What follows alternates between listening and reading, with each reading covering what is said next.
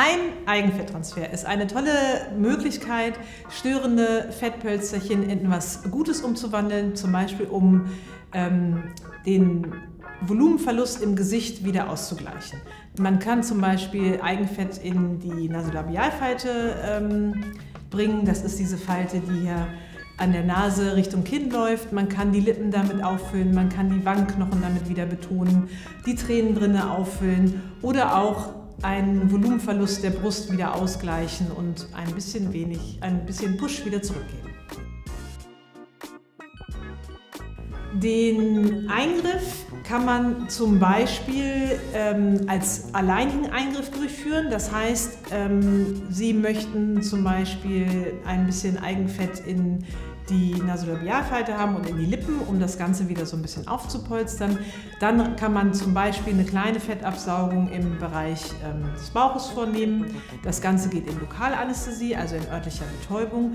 Man kann den Eigenfetttransfer aber auch im Rahmen einer durchgeführten Fettabsaugung nutzen und das Fett recyceln und halt dahin bringen, wo man es dann gerne hat und nicht von da nehmen, wo man es nicht gerne hat.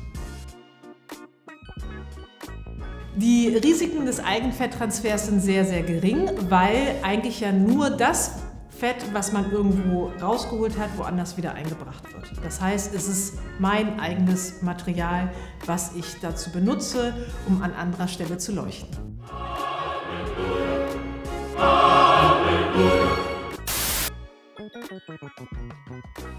Der Eigenfetttransfer ist für diejenigen geeignet, die sich an bestimmten Stellen über Pölsterchen stören und die dann aber zum Beispiel denken, ach, die Brust hat ein bisschen nachgelassen in den letzten Jahren, ich möchte wieder ein etwas volleres Dekolleté haben, möchte aber nicht unbedingt Implantate haben.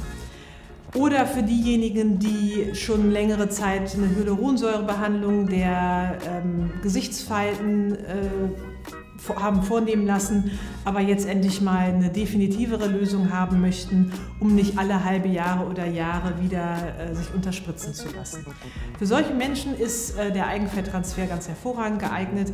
Er bringt ein natürliches Ergebnis und ja, kann halt auch in gewisser Weise zu einer Hautverjüngung beitragen. Ganz wichtig bei einem Eigenfetttransfer ist die Nachbehandlung, weil das eingebrachte Fett auf gar keinen Fall Kälte mag, es mag auf gar keinen Fall Hitze und es mag auf gar keinen Fall Druck und es mag auch kein Nikotin, also man sollte auf gar keinen Fall rauchen. Diese Sachen sind ganz wichtig zu beachten für 8 Wochen.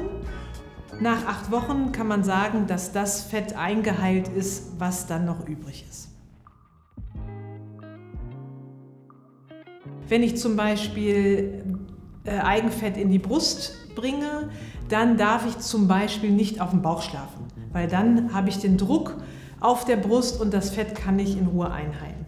Oder auch auf der Seite schlafen ist halt ungünstig. Genauso, wenn ich Eigenfett in das Gesicht einbringe, ist es ungünstig, wenn ich jetzt ein Seitenschläfer bin und Druck auf die Wange bringe, wo ich da halt zum Beispiel das Eigenfett eingebracht habe. Also das sollte man für mindestens 8 Wochen unbedingt vermeiden.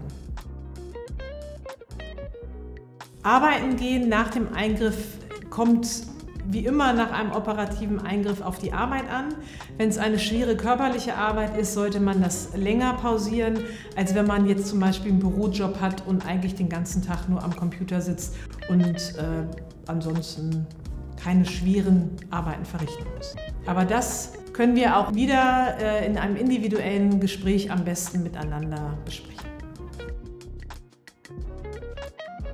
Ein Eigenfetttransfer kostet ungefähr 2.000 €. Wenn man ihn mit einer anderen Operation, wo sowieso eine Fettabsaugung vorgenommen wird, kombiniert, dann sind wir bei ungefähr 1.000 €.